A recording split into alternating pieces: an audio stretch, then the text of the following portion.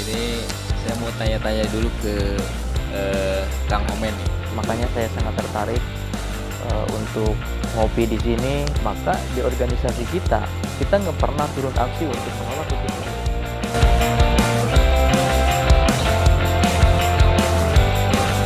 Baik, masih bersama kami di channel Aldawani.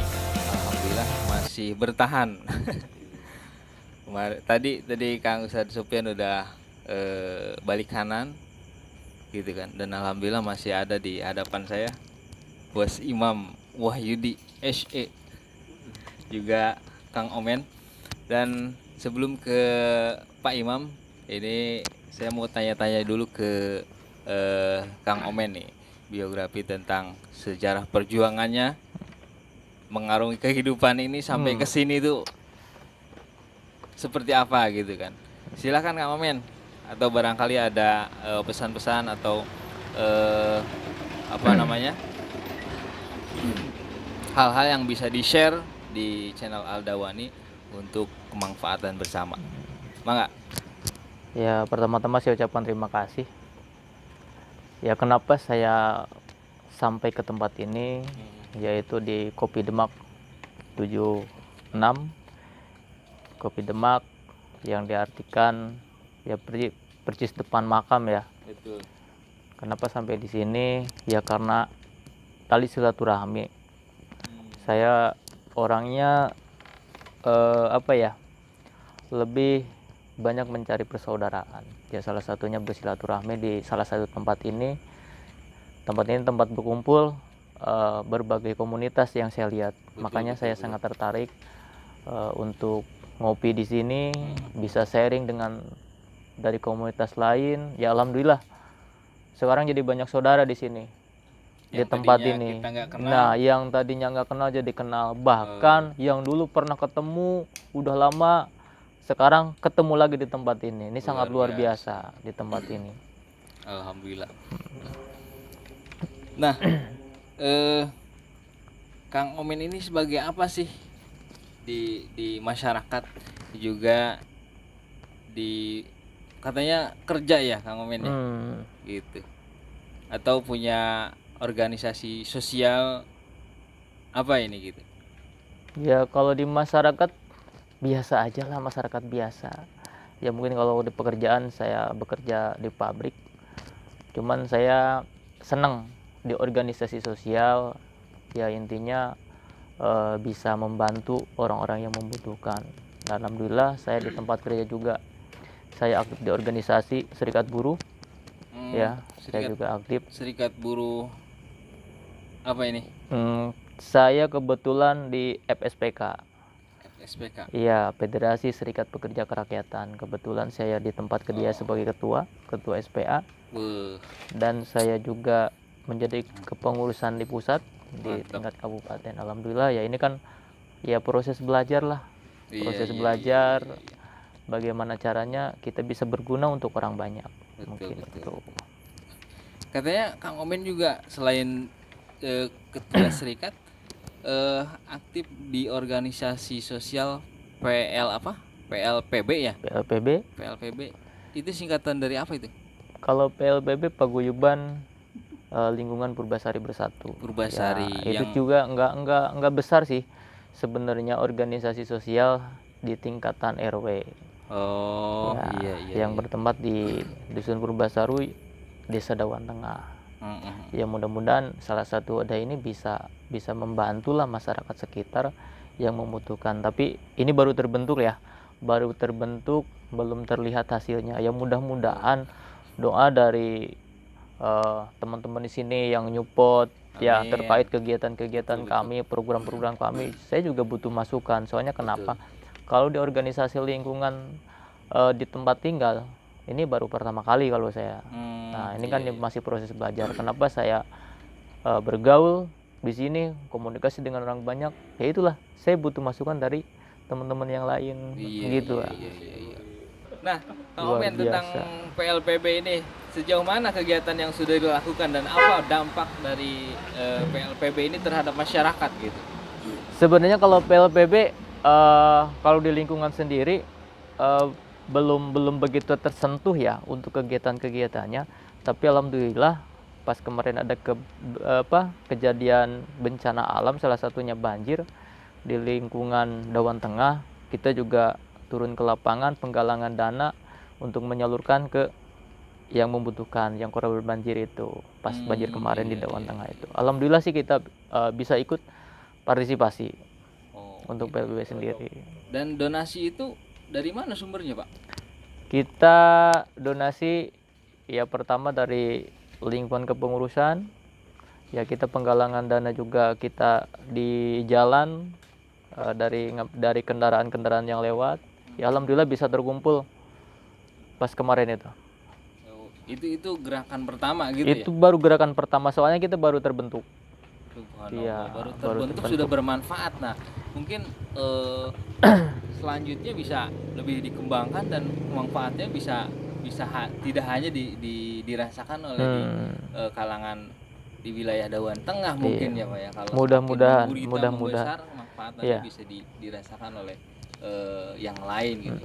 Khusus wilayah Kabupaten Kerawang, syukur-syukur nanti ketika sudah memang bergerak terus bisa sampai tingkat kabupaten mungkin gitu. Mudah-mudahan. Selagi itu bermanfaat buat orang banyak, kenapa tidak? Kan itu tujuannya, kan itu. Yang penting kita ada manfaat untuk saudara-saudara kita yang membutuhkan, pasti kita siap bergerak. Baik. Nah, saya kembali ke poin yang pertama tentang serikat pekerja itu ya. Mungkin satu sisi bisa menyuarakan suara dari para karyawan gitu kan, untuk bisa lebih baik kan gitu. Tapi sisi lain ini bisa menghambat perjalanan gitu Kang. Nah, ini motivasinya apa sih gitu kan? Atau ada nggak langkah yang terbaik sehingga proses orasi itu tidak sampai mengganggu aktivitas jalan umum kan gitu. Gitu. Jadi seolah-olah kita memberikan bermaksud untuk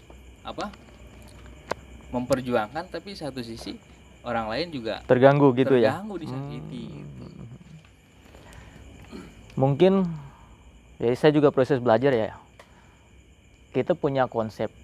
Saya belajar di organisasi serikat buruh juga, kita punya konsep tersendiri berbeda dengan, ya mohon maaf, dengan yang sebelah lah ya. Kita punya konsep tersendiri terkait aksi atau apa. Sebenarnya aksi kita beberapa tahun ke belakang itu belum pernah kita aksi dari pengupahan, apalagi ketika terlahir PP 78. Yang lain aksi kita enggak. Soalnya kenapa? Kita cenderung malah membedah apa sih isinya dari PP 78 itu. Kaji dulu gitu. Nah, itu di kita kaji isinya apa. Kita pelajari bareng-bareng di tingkatan di nasional sampai ke tingkat kabupaten dan sampai ke tingkatan pabrik. Maka di organisasi kita nggak pernah turun aksi untuk menolak PP 78. Soalnya kenapa? Ketika aturan itu dilahirkan, maka sulit untuk dihilangkan. Benar. Bagaimana caranya? Iya kan? Nah, itu kan nggak bakalan bisa. Nggak bakalan bisa ketika undang-undangnya sudah disahkan, itu tidak bisa. Ya salah satu contoh kan sampai sekarang. PP 78 itu lahir di tahun berapa? Nggak bisa kan? Udah di demo apa? Justru kalau kita punya konsep sendiri, dan alhamdulillah berhasil beberapa tahun ini dari pengupahan. Mohon maaf, bukannya saya sombong dengan organisasi yang saya tempatin ya. Dari konsepnya gue udah jauh berbeda. Dan kita juga nggak pernah aliansi dengan yang lain. Bukannya kita pede, tapi kita justru lebih menggali apa ya isi undang-undang itu. Bagaimana caranya kita untuk menyikapinya. Dan hasilnya itu sangat terasa. Salah satunya PP 78 sampai saat ini banyak perusahaan-perusahaan yang tidak selesai terkait upah. Ya, terkait gitu upah. Ya. Banyak, tapi kalau di kita lahir PP 78 itu nggak pernah ada yang bermasalah. Jadi PP 78 itu dalam pengupahan di pabrik Akang gitu ya. Iya. Di bawah serikatnya ini aman, lancar, terkendali. Alhamdulillah. Perusahaan berjalan dengan lulus. Iya. Karyawan juga merasa tidak risih ataupun tidak jadi ancaman gitu tentang PP 78 itu gitu ya. Nah, Alhamdulillah. Mudah-mudahan ini menjadi sebuah pelajaran juga buat kita, gitu kan. Sebelum berorasi atau menyampaikan aksi di jalanan, ini bisa dikaji dulu gitu kan, tentang apa itu yang mau diorasikan kan gitu. Nah, Kang, terakhir nih satu lagi kan, Kang ternyata selain apa namanya aktif di sosial kemasyarakatan juga seperti yang disampaikan barusan serikat pekerja, katanya Akang punya bisnis nih yang memang menjanjikan. Apa sih bisnisnya, Kang? Bisnis Mungkin bisa apa ya? di share gitu, bisnis kutil atau apa gitu kan. Katanya berkaitan dengan motor ya, otomotif. Bisnis ada sih. Ini juga ya itu tadi lah. Kenapa ya saya selalu di posisi yang berbeda dengan yang lain. Saya juga bingung sebenarnya di mana saya tinggal, saya tempatin di organisasi atau di apa pasti berbeda. Sebenarnya saya di organisasi juga berawal dari hobi. Sebenarnya berangkat dari Vespa, awalnya itu dari Vespa. Sebelum yang lainnya sebenarnya saya dari Vespa. Dari Vespa terkait sosialnya yang sangat tinggi. Barulah di situ saya belajar banyak dari Vespa itu sebenarnya. Skuteris lah Iya. gitu katanya baheula teh. Insya Allah nepi ayeuna masih skuteris. Bari ujung taraturing gitu ya. Skuteris dalam kota lah. Skuteris dalam kota. Alhamdulillah belajar dari sana sih awalnya. Belajar dari sana terkait sosial atau apa. Ya kebetulan saya di Skuterhood Independen Cikampek. Oh, yang SIC itu ya. Yang SIC depan itu ya. yang logonya tengkorak bermata merah. Nah itu serem ya. ya Serem banget itu. insya Allah bakal serem itu. Soalnya tengkorak. Tapi motornya bagus-bagus ya. Insya Allah. Gitu. Insya Allah. Saya belajar banyak di komunitas Vespa. Nah itulah dari situ awalnya saya belajar organisasi. Oh ternyata kita bisa bermanfaat untuk orang lain. Itu dari Vespa awalnya. Saya lihat orang-orang Vespa tuh jarang yang sekeren Akang sekarang gitu. Banyak padahal. Jarang mandi maksudnya. Asli. Apalagi kalau ada acara di kecamatan kan gitu kan. Terakhir acara saya itu kemarin. Memang stylenya SIC. harus. Mohon maaf, memang stylenya harus begitu. Sebenarnya Kalau nggak kucil bukan Vespa gitu. enggak juga. Kalau Vespa sih ya tergantung orangnya lah ya. Yang seneng rapi ya rapi, ya seneng ekstrim. Tapi asli setahu saya emang jiwa Vespa emang luar biasa. Bukan saya. Nah, persaudaranya sangat luar biasa. Saya awalnya di situ bisa masuk di organisasi di serikat buruh ya. Di situ awalnya. Banyak kawan gitu. Iya, banyak belajar dari Vespa sebenarnya. Ya terkait yang tadi pernah terkait bisnis yang berkaitan dengan motor. Ya sehubungan saya dari komunitas motor. Nah, saya sekarang lagi belajar kalau ini usaha apa sih ya? MML lah, multi level seperti gitulah ya. Kan banyak banget. Sebenarnya gitu. iya. Sebenarnya di usaha seperti ini saya itu nggak pernah tertarik sama sekali tidak pernah tertarik. Soalnya kenapa banyak teman-teman saya nggak berhasil. Serius nggak berhasil kan? Biasanya kan yang berhasil itu yang pertama. Yang pertama, soalnya kan dia multi level dari atas ke bawah. Pokoknya pusing lah. Kalau lihat itunya. Makin bawah itu justru malah jadi korban. Nah, gitu malah ya, jadi korban yang enak kan yang sudah di atas. Iya. Nah, tapi di multi level ini ada dua konsep. Pertama emang multi levelnya, kedua itu apa ya disebutnya ya? Hah? Bukan konvensional. Maksudnya konvensional kita mencari keuntungan untuk pemasukan. Nggak yang ngejual doang produk gitu ya. Menjual produk kita ada keuntungan untuk buat tambahan. Kita enggak fokus ke yang tadi itu. Yang penting kita ada uang pemasukan gimana caranya. Boleh. Nah itu. Bukan ke member tapi ada produknya. Iya. Nah itu kebetulan kita di PT Base ya kalau saya sih difokus di eco racing buat otomotif ya pencampur BBM, Hmm. untuk mencampur bahan bakar motor ataupun mobil, Untuk meningkatkan apa? untuk meningkatkan RON. Ya RON. salah satunya untuk membersihkan tangki, karbu.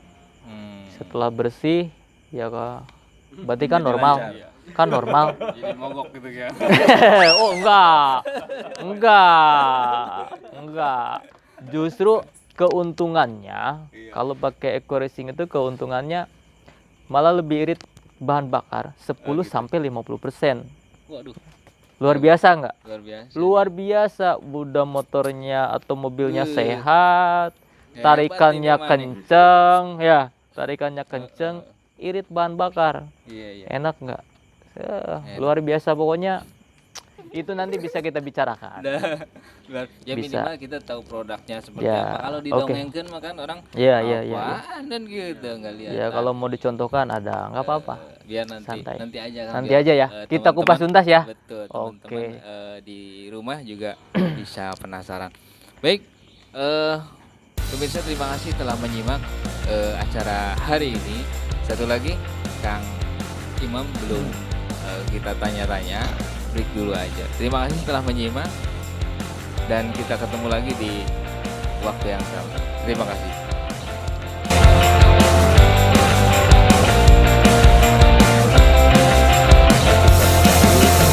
Ini terhadap Kang Ustadz Jalil, Kang Ustadz Udin, sudah 10 tahun di bidang karung plastik. Ya, sampai saya naik sepeda dikira lagi olahraga. Padahal nggak ada yang buat beli bensin. Tetap dipanggil bos lagi olahraga gitu.